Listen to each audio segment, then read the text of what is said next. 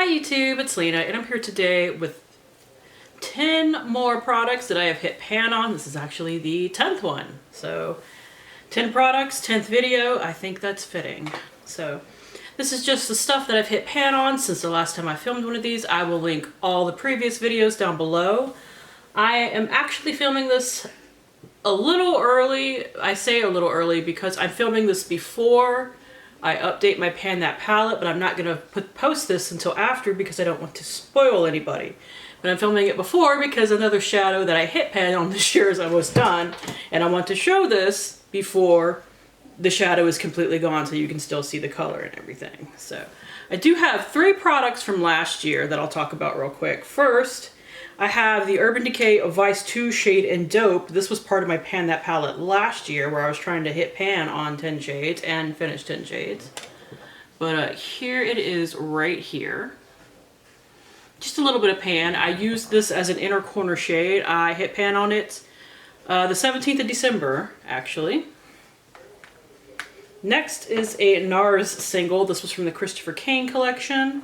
It is the name of the shade is Outer Limits, and I managed to hit a little bit of pan on that.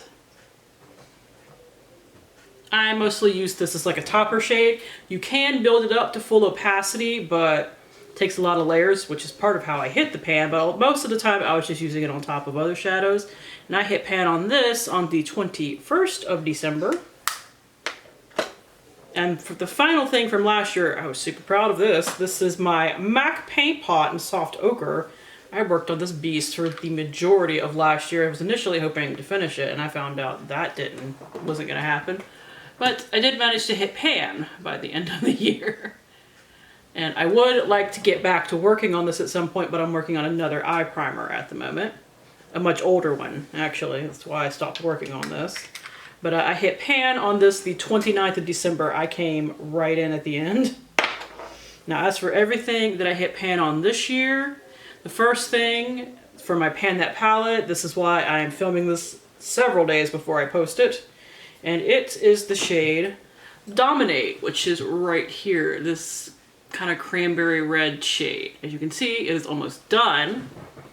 And I wear this all sorts of ways. Today I wore it just on my lower lash line, but I wore it in my outer corner a lot. I wore it all over the lid a lot. So no surprise there. Now Hype, that gold shade, already had pan in it from last year, but as you can see, I definitely expanded that pan. I'm trying to finish this whole thing. And why I'm putting this, another reason why I'm putting this up later is because I actually just recently hit pan on a shade, and it is the shade Styling right here. So just this matte brown, I use it in the crease. I've also been using it mixed with Drive to fill in my eyebrows. It's too dark on its own, but mixed in with Drive, it's pretty good. Just to help me get that little extra boost to hit pan on it. We'll see if I keep using it that way. But I'll probably at least try to hit pan on Drive first before I decide whether or not I want to keep using it that way. So both of those. Dominate, I hit pan on January 8th. And Styling, I hit pan on March 10th. So that was much more recently. Next is actually from my Palette Roulette series, but I only update that when I have pan to show, which is why I updated it this year. But I will link that playlist down below if you would like to check it out. It's basically the same thing as like pan those eyeshadows that a lot of people do, but instead of going roulette by the shadow, I go roulette by the palette because I have a crap ton of palettes. Anyways, the shade I hit pan on in the Tarte Rainforest of the Sea. Is this 1 or 2? This is volume 2. I hit pan on this matte brown shade in Marina. Yeah, I'm pointing to the right shade. I know this is a little bit hard to see, but I promise pan is there. But I just used it as a crease shade, sometimes to fill in my brows as well. No, I don't need to put that there. And I hit pan on that February 3rd. No. Next is something I didn't even realize I initially hit pan on, but these are very shallow, so I'm not surprised. This is the MAC Spellbinder shadow in Blue Karma. Now I hit pan on this on January 31st, and I have expanded the pan a little. Now as you can see, there is no metal, just plastic at the bottom, so I have to get it to catch the light properly. But I promise you, If you can hear that, that is the bottom. I can touch the bottom. Now this product does move a little bit. It's not quite as bad as like a ColourPop Super Shock Shadow, but you can kind of mush it around, but even when I like try to tap it back down, it never resettles. So I'm just going to assume that that is like legitimate pan, because it is like dipped in all around the edge. So now like I said, I hit pan on that January 31st. Ooh, I have to go grab a palette. I'll be right back. All right. This is an independent company's palette. It is Rebel Rouge Labs. It is the Suspended in Dusk palette. And I keep putting it in Project Pan so that I can keep using it because I really like it. And I just find that as a nice excuse. But currently, I only have pan in one shade. That will change. But I hit pan in the black shade. Actually, it's called Black No. 1. It's actually one of my favorite songs. But I just use it to set my eyeliner, because my eyeliner kind of tends to transfer if I don't set it. I don't mind that it's not a matte shade. Doesn't really bother me, so it's cool by me. But expect to see this palette pop up again in the next round of this video.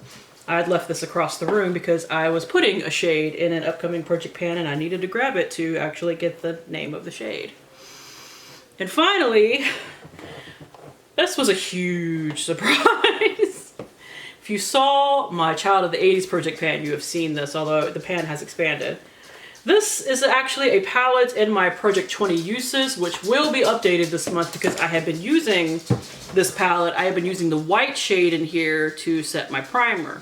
And I was just thinking, you know, this will help me get to my 20 uses on it. It won't be a thing, but I hit pan in 8 uses. Like, these shades are not that deep. Anyways, it is the white shade in Boxy. As you can see, I've actually expanded the pan. Today, I used a little bit of Luxe as well on the gold shade and on my eyelids, just to kind of brighten it up a little bit. But this is not a bad palette. Now, I don't know if it's necessarily worth what Boxy Charm says it's worth, but, you know, if you don't like glitter shades, just don't use the swipe up shade, but otherwise, they're not bad shades. They're definitely like totally serviceable and usable and pigmented enough to work with. Just, I think they overcharge for it. Or they put an overcharged value for it. I don't know if you can actually buy this anywhere other than like on Poshmark and Mercari and stuff. My 10th product, actually, I didn't have it written down because I figured it'd be done before I got to film this, but it's not. It is my one like full-on non-eye product, and it's the Wet n Wild Coverall Pressed Powder. It's just my powder at the moment, and as you can see, it is literally almost done. But I figured I could put this in here, get the 10th product, and then finally repress it because this has been a pain in the ass to use. I unfortunately do not have a date that I hit pan on this because, like I said, I figured I would go through this before it got to that point that I could film these, but I hit pan on a lot of shades this year so far, so. Anyways, that is it. Thank you guys for tuning in. As always, I do really appreciate it, and hopefully I will see you later. Bye!